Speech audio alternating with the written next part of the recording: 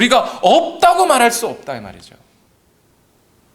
그러면 중요한 것은 오늘 우리가 첫 번째 경험의 본질 위에 서서 두 번째로 계속해서 이어주시고 부어주시는 그 성령의 경험들의 본질을 잘 찾아 받아야 된다는 거죠. 그냥 현상들만 집중하지 말고, 내가 은사 있네 없네 거기만 집중하지 말고, 성령께서 오늘 우리에게 주시는 그 인치심과 보증하심이라고 하는 그 성령의 역사의 본질을 꿰뚫고 거기에 집중해야 한다는 거죠. 제 말씀 이해가 되시나요, 여러분? 지금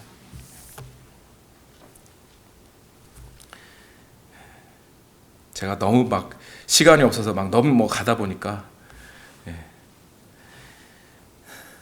죄송합니다.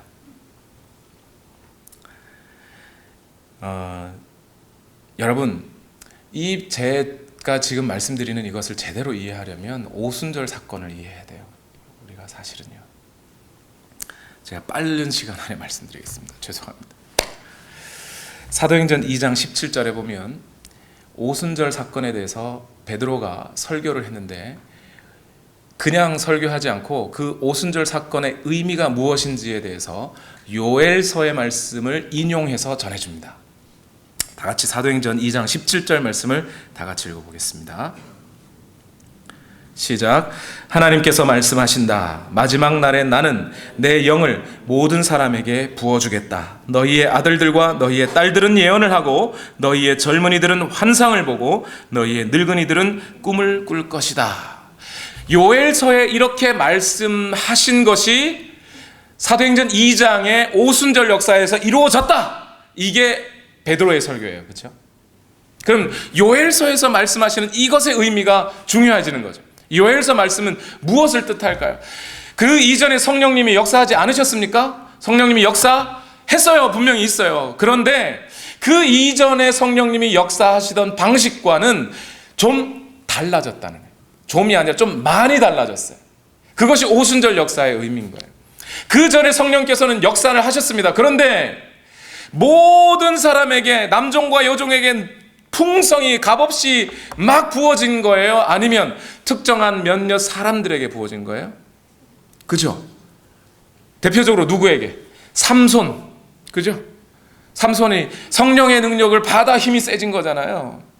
또 대표적으로 누가 있어요? 다윗. 다윗 역시 회개할 때 뭐라고 회개해요? 주의 성신을 내게서 거두어 가지 마옵소서, 이렇게 하잖아요. 그죠? 또 모세 같은 경우는 물론 모세에게 하나님의 영이 임하여 그가 열심히 일했습니다. 그런데 그가 너무 힘들어요. 그래서 장인인 이드로가 와서 야, 이 일을 좀 너희 장로들에게 좀 나눠라. 그랬더니 하나님이 모세에게 뭐라 그러세요? 모세야, 내가 너에게 부어주었던 영을 다른 장로들에게도 나누어 줄 터이니, 이렇게 말씀하시죠. 그러니까 구약 성경에도 성령의 역사하심이라는 게 있었다는 거예요. 대표적으로 침례 요한까지 성령의 충만함을 받았어요. 그런데 그때까지는 거기까지예요. 그러나 예수 그리스도께서 오시고 난 이후, 예수 그리스도께서 십자가에 달려 죽으시고 부활하시고 승천하시고 난 이후 드디어 성령께서 오시기 시작했는데, 예수 그리스도께서 가시니 다른 보혜사 성령께서 오셨단 말이죠.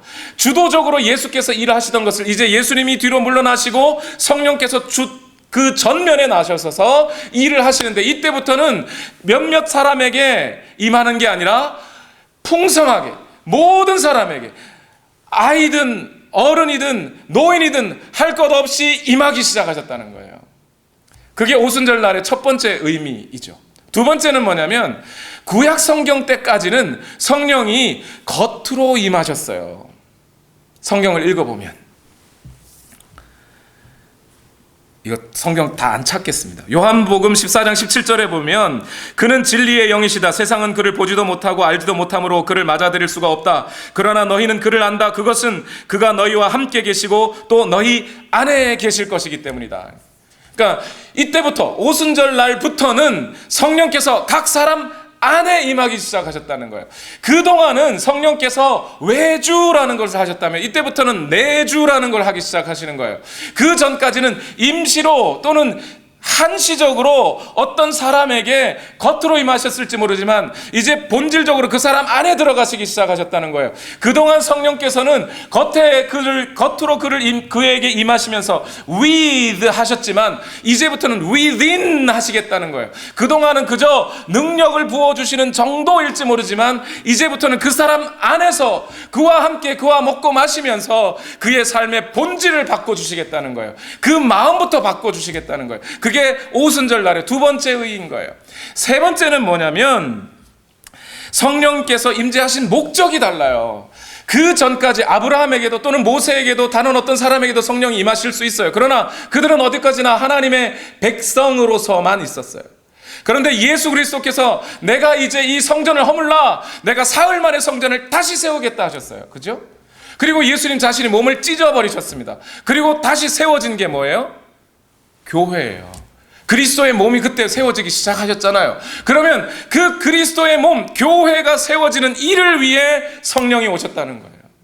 그 전까지는 그저 하나님의 백성들일 뿐이었어요. 그러나 이제 성령이 오신 이후로부터는 그 성령을 받은 자들은 누구나 교회의 하나됨을 이루어가는 거예요. 그 역사가 언제요? 고넬료에게 집에 있었잖아요. 이방인들도 사마리아 땅에도 사도행전 6장에 그리고 오늘 사도행전 19장의 에베소 땅에도 그 성령의 역사가 함께 임하시면서 하나님의 교회가 되어가는 거예요. 하나님의 교회라는 건요, 우리 눈에 보이는 어떤 지역교회 하나, 저기 하나 있는 게 아니라 성령께서 하나 되게 하심이라고 하는 전체 교회, 눈에 보이지 않는 교회로 성령께서 하나로 만들어주고 계시다는 거예요, 지금. 그 역사가 2000년이 지난 지금에도 없겠습니까? 예, 물론 초대교회가 있었을 때, 초대 오순절 다락방이, 마가의 다락방에 있었던 그 방식대로는 아니라 할지라도 그 오순절 다락방에 성령께서 임하셨던 그 의미와 목적과 방식대로 오늘 저와 여러분을 교회 삼기 위하여 주의 성령이 그렇게 임하고 계시다는 거예요. 그렇게 죽은 자를 살리고 계시고 믿는 자를 더 깊은 은혜의 자리로 몰아세우고 계시다는 거예요. 그게 성령의 역사예요. 그러니 여러분, 베드로나 또 제자들이 오순절날, 물론 그들은 이미 믿은 사람이었어요. 성령의 능력으로 믿게 된 사람들이었어요. 그러나 오순절날 그 마가의 다락방에 임했던 급하고 강한 바람같이 불의 혀같이 갈라지던 그곳에 임한 모든 그리스도인들을 하나로 묶으시고 그리스도의 몸된 교회를 세우시는 그 성령의 사역들은 오늘도 멈춰져서는 안 되는 겁니다.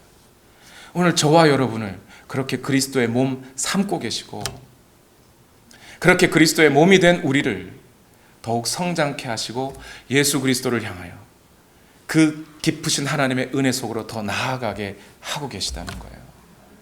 이걸 믿는다면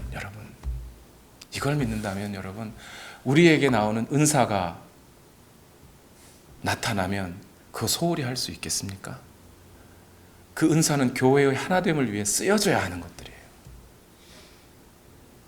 오늘 저와 여러분의 삶 가운데 성령께서 어떤 신비한 능력들을 부어주시면 그것들을 복음 전하는 도구로 사용하셔야 된다는 거예요. 그런데 괜히 은사주의자들은 그냥 당장 그 은사 내가 받았네, 내 은사가 세네 이러고만 있으니까 답답한 노릇인 거죠. 기도 안 합니다. 은사를 저급하게 생각하는 사람들 기도 안 해요.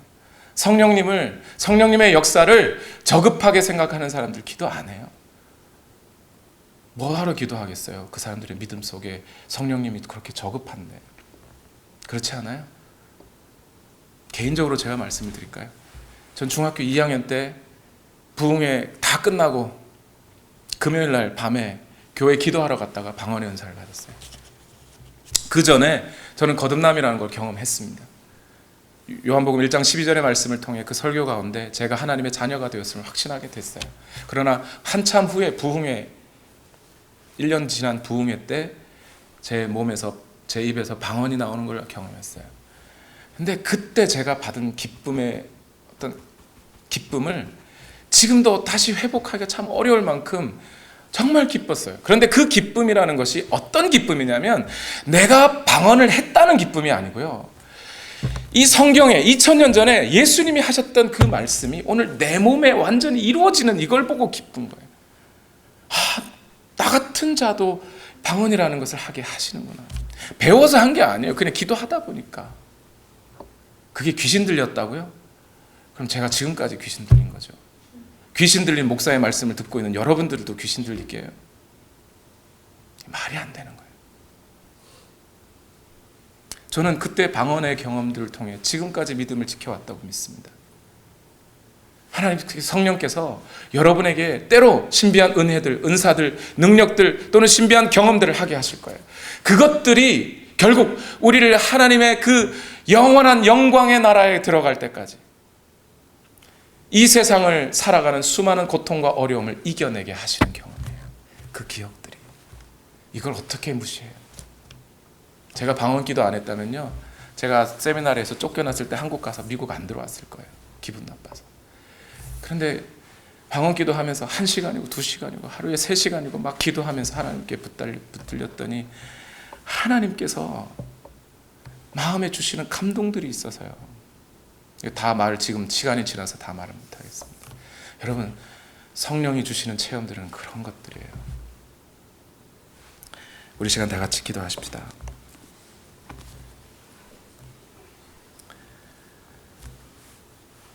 여러분, 기도하셔야 합니다.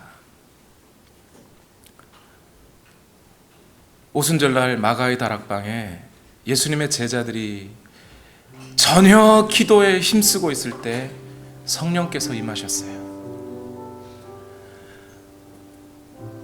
베드로와 요한도 기도하고 있을 때 성령의 감동과 임재를 경험했어요. 기도하지 않는데 이 성령의 나타나심, 나타날 수 있어요. 그러나 기도하는 사람들에게 주의 성령은 더욱더 강력하게 역사하고 계심을 우리는 성경을 통해서 볼 수 있습니다. 우리 시간 함께 기도하실 때에 주님, 우리 그저 현상에만 집중하지 맙시다. 오늘 우리가 우리 안에 와 계신 성령님께 집중하십시다. 그리고 그 성령을 통하여 오늘 내가 인생 살아가고 있는 데 있어서 하나님이 부어주시는 은혜와 능력을 맛보며 경험하며 주의 천국의 삶을, 그 영원한 천국의 삶을 오늘 우리가 경험하며 살아갈 수 있게 해달라고 우리 그렇게 하나님 앞에 기도합시다. 우리 시간 다 같이 주여 오늘 우리에게 역사하여 주시고 하나님의 은혜와 능력을 더하여 달라고 우리 다 같이 주여 한번 외치시고 합심하여 통성으로 기도하겠습니다. 주여! 오늘도 하나님의 은혜를 인도하여 주시고 아버지 하나님의 말씀과 은혜와 능력으로 우리를 채워주시옵소서. 아버지 하나님 인도하여 주시옵소서. 하나님의 은혜와 능력을 맛보게 하여 주시옵소서. 아버지 하나님 이 땅을 살아갈 힘이 있기를 원합니다. 주님 역사하여 주시옵소서.